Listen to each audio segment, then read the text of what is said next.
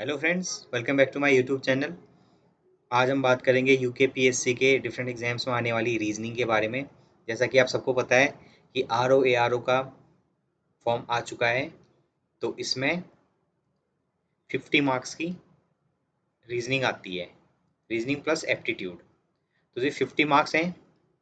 जो हमारा जीके है 100 मार्क्स का, उसका सिलेबस तो काफ़ी ज़्यादा है। लेकिन जो रीजनिंग और एप्टीट्यूड है, अगर इसको प्रैक्टिस किया जाए तो इसमें बहुत अच्छे स्कोर किए जा सकते हैं, चाहे आप आर्ट साइड से हो या फिर किसी अन्य उससे।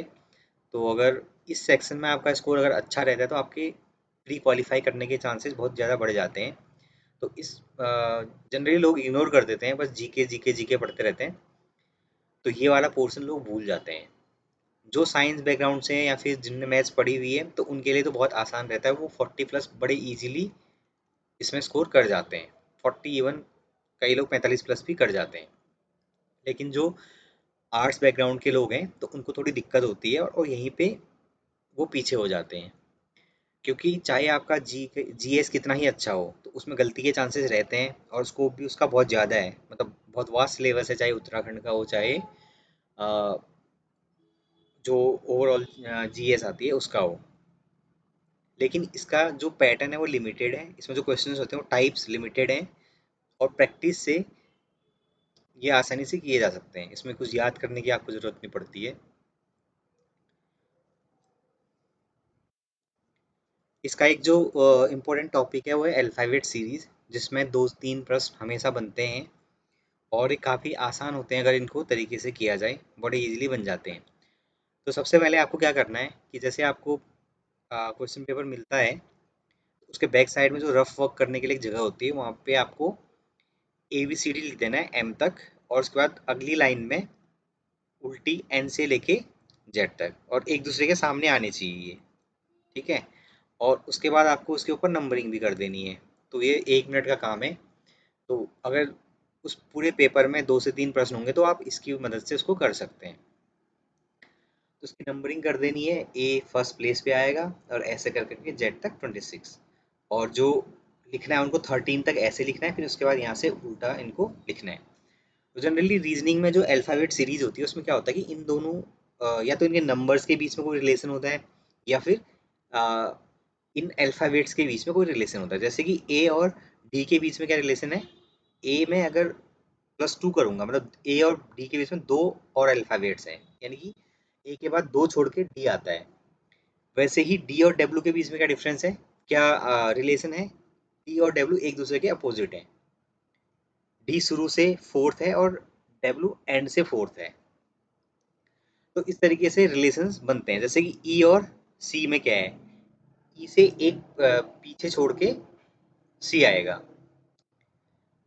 और जो नंबर्स हैं इनके भी अलग अलग रिलेशंस हैं। तो यूकेपीएससी के डिफरेंट एग्जाम्स हैं, उससे अलग अलग टाइप के प्रश्न उठाए गए हैं। तो उनमें से पहला प्रश्न जैसे आपके सामने है कि डियर को हम कोड कर रहे हैं 8, 10, 2 एंड 36। तो इस चार्ट पे अगर हम जाएं तो डी को हमने बोला है 4, और यहाँ पे आ रहा है 8, यानी कि जो डी का नंबर लिखा हुआ है उसको इंटू 2 कर दिया। ई को मैंने बोला है 5, और यहाँ पे 10 हो गया। तो इस तरीके से मेरे को रिलेशन पता लगे कि जो भी इसका नंबर है उसको डबल कर देना है। अब मेरा जो प्रश्न है एक्चुअल में वो ट्रैक ट्रैक को कैसे लिखते हैं। तो टी का नंबर क्या है, टी का नंबर है 20, तो यानी यहाँ पे आएगा 40। मैं फटाफट इसको देखूंगा कि आर का नंबर है 18, यानी 36, उसका डबल 36, क्योंकि इसमें सबका डबल हो रहा है। देन ए का नंबर 1 है तो उसका डबल 2 हो गया, और सी का 3 है तो उसका 6, और इसका 22। तो आंसर क्या है, आंसर होगा सी। सी इज द करेक्ट आंसर। यह इसका एक टाइप हो गया जिसमें हमें उनके बीच में संबंध दिखाना है नंबर्स के थ्रू, जो उनके हमने मार्किंग कर रखी है। ये जो पैटर्न है इसको आपने एग्जाम में बना देना है, बस जाते ही पेपर के पीछे साइड रफ वर्क जहाँ पे करते हैं, और पूरे एग्जाम में जब भी आपको 2-3 प्रश्न जो भी बनेंगे इससे, वो सब देखने के लिए आप यहाँ से रेफर कर सकते हैं इसको। तो कुछ संबंध हैं, उन्हीं वही संबंध बार बार रिपीट होते हैं। अगला प्रश्न है कि इसमें नेक्स्ट जो अल्फ़ाबेट आएगा वो आपने पता करना है कि के, उसके बाद एम आया, उसके बाद क्यू आया, उसके बाद एस आया। तो अगर हम अपना जो हमने बनाया था यहाँ पे अगर उसको देखें तो के यहाँ पे आ रहा है, के के बाद एम आ रहा है, यानी कि दो छोड़ के एम आ रहा है। एम के बाद आ रहा है क्यू, एम के बाद क्यू में तीन छोड़ा मैंने। क्यू के बाद आ रहा है एस, मैंने एक छोड़ा। तो कैसे आया, के बाद दो अल्फ़ाबेट छोड़े, उसके बाद तीन अल्फ़ाबेट छोड़े, उसके बाद एक अल्फ़ाबेट छोड़ा। सॉरी सॉरी, के बाद एक अल्फ़ाबेट छोड़ा, एम आया, एम के बाद तीन अल्फ़ाबेट छोड़ा, क्यू आया, क्यू के बाद एक अल्फ़ाबेट छोड़ा, एस आया, एस के बाद तीन अल्फ़ाबेट अगर मैं छोड़ दूंगा तो आंसर क्या आएगा, डब्ल्यू। तो इसका आंसर होगा डब्ल्यू। के बाद क्या करा, प्लस वन प्लस थ्री की सीरीज चल रही है, प्लस वन प्लस थ्री। तो इस तरीके से जो रिलेशन बनेगा इसके बीच में, इसका आंसर आएगा डब्ल्यू। इसका नेक्स्ट टाइप है जिसमें इंडिया को अगर RMWRZ लिखा जाता है तो उसी लैंग्वेज में चाइना को क्या लिखा जाएगा।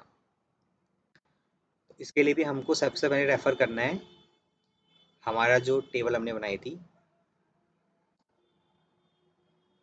इंडिया को बोला है RMRW समथिंग, तो इंडिया को लिखा है RMWRZ। तो अगर हम यहाँ पे देखें, आई को हमने बना दिया है आर, एन को बना दिया है एम, डी को डब्ल्यू। तो इस तरीके से हमें रिलेशन ये पता लग गया कि जो उनके अपोजिट अल्फ़ाबेट्स हैं हमने वो लिखने हैं। तो चाइना को हम बोलेंगे, सी को बोल देंगे एक्स, एच को बोल देंगे, एच के सामने क्या है एस, आई के सामने है आर, एन के सामने है एम, ए के सामने जेड। तो इसका आंसर आएगा ये।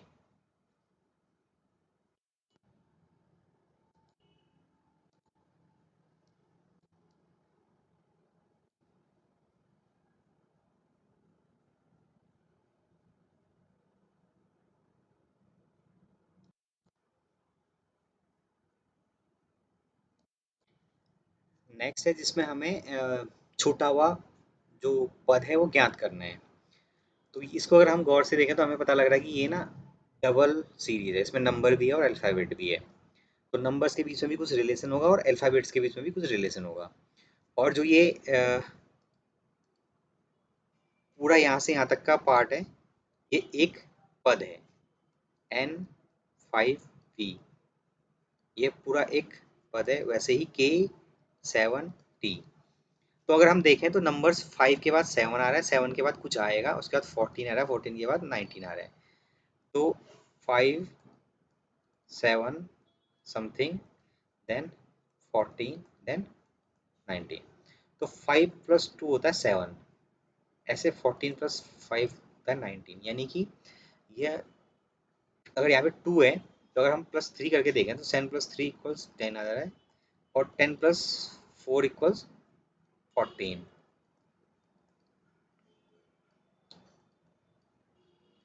तो 5 7 10 14 19, ये रिलेशन जो हमने लगाया था कि इसमें प्लस 2 हो रहा है, प्लस 3 हो रहा है, प्लस 4 प्लस 5 हो रहा है, वो एक तरीके से सही बैठ रहा है। तो इसका मतलब ये हुआ कि यहाँ पे तो 10 आएगा, और सारे आंसर्स में 10 है, एक में नहीं है, तो ये तो पहले ही बार हो गया।